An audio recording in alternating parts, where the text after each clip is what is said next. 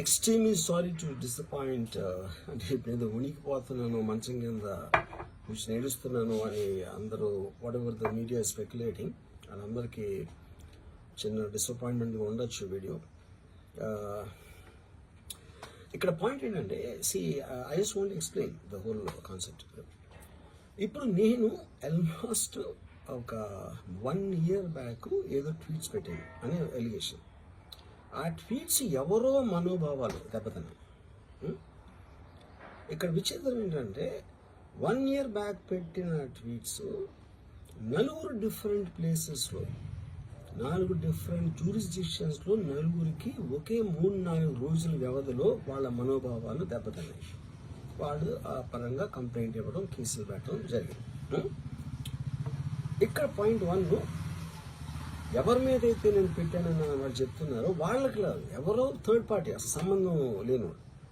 So ఆ కాంటెక్స్ట్లో అసలు ఈ కేసు ఎలాగా, ఈ సెక్షన్స్ ఎలా వర్తిస్తాయి అనేది అప్పుడు ఆబ్వియస్గా నాకు వచ్చే అనుమానం కానీ, నాకు కానీ నా మనుషులు కానీ, ఇది ఒక పర్సిక్యూషన్ చేయటానికి ఒక పద్ధతి ప్రకారం ఉన్న ఎలవబుల్ లాస్ని వాడుతున్నారా, లేకపోతే ఇప్పుడు వరల్డ్ ఓవర్ ఒక ఫినామినా ఏం జరుగుతుందంటే పొలిటికల్ పార్టీస్ వాళ్ళు they are weaponizing the systems of the police. అది అమెరికాలో జరుగుతుంది, యూరోప్లో జరుగుతుంది, ఇక్కడ కూడా జరుగుతుంది.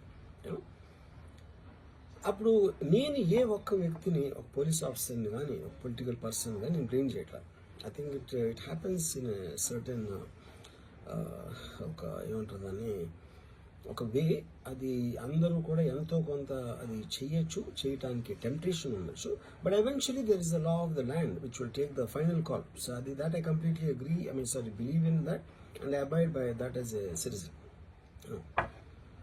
సో ఇప్పుడు ఇక్కడ జరిగింది ఏంటి, నాకు ఒక నోటీస్ వచ్చింది, నేను ఒక రిప్లై ఇచ్చాను, ఫలానా చోట ఫలానా తారీఖు నేను వస్తాను. అప్పటికి నాకు జరుగుతున్న పని ఒక ఆన్గోయింగ్ స్కెడ్యూల్ ఉంది కాబట్టి, నాకు ఫిలిం వర్క్ ఉంది కాబట్టి అవ్వలేదు. అండ్ ఇట్ ఈస్ వేరే ప్రొడ్యూసర్ చేస్తున్నాం, ఆ ప్రొడ్యూసర్కి నష్టం వస్తుంది కాబట్టి నేను మళ్ళీ టైం అడిగాను.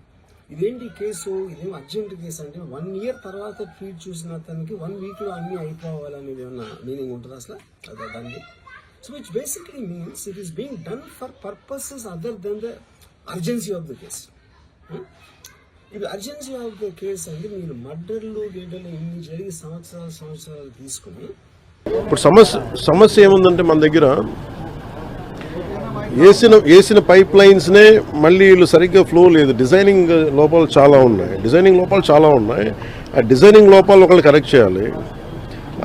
అలాగే మనం ఒక నిమిషం, అలాగే డిజైనింగ్ లోపాలతో పాటు ముఖ్యంగా ఏంటంటే ఈ వాటర్ ప్రెషర్ ఒకటి సరిపోవట్లేదు. ప్రతి ఒక్కరు ఇండివిజువల్ హౌసెస్ వాళ్ళు ఓన్ మన మోటార్లు పెట్టి లాగేస్తూ ఉన్నారు. మిగతా ముందుకెళ్ళే వాళ్ళకి రావట్లేదు, కొంచెం హైట్లో ఉండే వాళ్ళకి రావట్లేదు. ఇవన్నీ చాలా పారామీటర్స్ కన్సిడర్ చేసి మనం భవిష్యత్తుకు ఆలోచించాలి. అందుకని వీటి మీద నేను ముందు నుంచి రివ్యూస్ చేస్తున్నప్పుడు నేను ప్రతిసారి ఇదే చూస్తూ ఉన్నాను.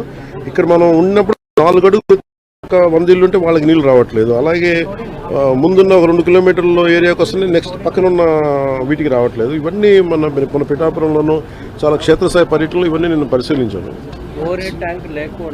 ఓవర్ హెడ్ ట్యాంక్స్ ఉన్నాయి. మనకి డ్రింకింగ్ వాటర్ మనకి ఎవరితో సర్ఫేస్ డ్రింకింగ్ వాటర్ ఫెసిలిటీ ఉన్నాయి. పైప్ డిజైనింగ్లో వీళ్ళు చాలా బండగా మొండిగా పైప్ వేసి తవ్వేస్తున్నారు కానీ దానికి చాలా కన్సిడర్ చేయాలి. ప్రెషర్ ఎవరిని తీసుకుంటారా, లేదంటే ఎక్స్ట్రా మీటర్ ఏమైనా మోటార్లు వేసి తోడేస్తారా, వాటి ఏం చేయాలనేది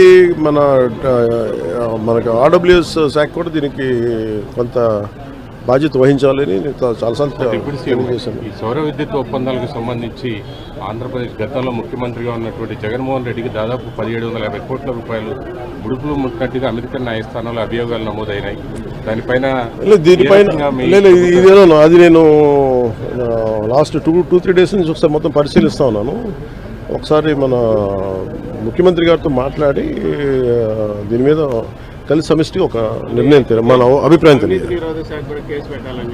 అది వీటన్నిటి మీద ఉన్నాయి డిమాండ్స్, వీటన్నిటి పరిశీలించి దాని వెల్కమ్ దీన్ని తెలియజేస్తాను, మా అభిప్రాయం తెలియజేస్తాను. రాష్ట్రంలో రోజుకు కుంభకోణం బయటపడతాం. ఈరోజు మళ్ళీ తిరిగి కడప ఎయిర్పోర్టు సంబంధించి 150 కోట్లు, అట్లనే అంతకుముందు శ్రీకాకుళం జిల్లాలో కానీ అంటే సమోసాలకే 9 కోట్లు, అలా కదండి, సమోసాలకే 9 కోట్లు అనుకున్నప్పుడు ఇవన్నీ మనం చూడాలి. అంటే ఇది అంటే చాలా బాధ్యతారాహిత్యం, భయాలు లేవు, పారదర్శకత లేదు, accountability we are paying the price. ఇదేంటి భవిష్యత్తులో ఇలాంటి పునరావృతం కాకుండా చూడాలి. ఒకటి వాళ్ళు చేసిన దానికి వాళ్ళని అకౌంటబిలిటీ తీసుకురావడం, రెండు భవిష్యత్తులో ఇలాంటి పునరావృతం కాకుండా ఉండటం, వీటన్ని రెండింటి మీద ఆలోచిస్తాం. సార్ ఆర్టీడీ నోటీసులకి స్పందించకుండా ఆయన తప్పించుకుని తిరుగుతున్నారు. ఆయన ఒక్కళ్ళే గారు, మిగతా చాలా మంది కూడా విచారణకు రమ్మంటే రాకుండా తప్పించుకుని తిరుగుతున్నారని చెప్తున్నారు. పోలీసులు ఆ విధంగా వాళ్ళు పట్టుకోలేకపోతున్నారా, లేకపోతే ఏంటి అసలు? అంటే చిత్తశుద్ధి లేదా పోలీసులకు వాళ్ళకి అరెస్ట్ చేయడానికి కానీ వాళ్ళు పట్టుకోవడానికి కానీ, లేదంటే వాళ్ళకి తిరుగుతున్నారా, ఏంటి sir? Let the police do their job, let me do my job. నా పని నేను చేసుకున్నాను, వాళ్ళ పని వాళ్ళు చేయాలి కదా. గత గవర్నమెంట్ లో అయితే ఎక్కడున్నా కూడా పట్టుకొచ్చేవాళ్ళు. అవునా? చెప్తున్నారు వాళ్ళు ఢిల్లీ నుంచి కూడా పట్టుకెళ్ళిన సందర్భాలు ఉన్నాయి. అలా అనిపించట్లేదా ఇప్పుడు? లేదు. అంటే మీకు పైగా ఇప్పుడు చంద్రబాబు గారి మీద నందిగామలో దాడి చేసిన వాళ్ళు సింపుల్ గా కోర్టుకు వెళ్ళి వచ్చి మేము బయటకు వచ్చేసామని చెప్పి కాలర్ ఎగరేసుకునేటువంటి పరిస్థితి కనిపిస్తా ఉంది. సో ఎట్లా అంటే నేను ఒకటి లా అండ్ ఆర్డర్ హోమ్ నేను చేయట్లేదు. సో మీరు ఇది అడగాల్సింది మీరు ముఖ్యమంత్రి గారిని అడగాలి. కూటమి ప్రభుత్వం కాబట్టి కరెక్టే. అలాగే ఇప్పుడు నేను పంచాయతీరాజ్ గురించి అడిగితే నేను చెప్పగలను. అంటే కొన్ని ఇది మా ఇంటర్నల్గా ఏం జరుగుతుందో ఒకసారి మీరు చెప్పినవన్నీ ఖచ్చితంగా నేనే దాన్ని తప్పించుకోవట్లేదు కదా. కానీ ఒక మాట చెప్పేటప్పుడు కొంచెం బాధ్యతగా చెప్పాలంటే, సో మీరు మా మీడియా మిత్రులు అడిగారు ఢిల్లీలో, ఇవన్నీ నేను ముఖ్యమంత్రి గారి దృష్టికిను హోంమంత్రి గారి దృష్టికి తీసుకెళ్తాను. ఏం చెప్పంటారు చెప్పండి, మీ మాటకు నేను తీసుకెళ్తాను.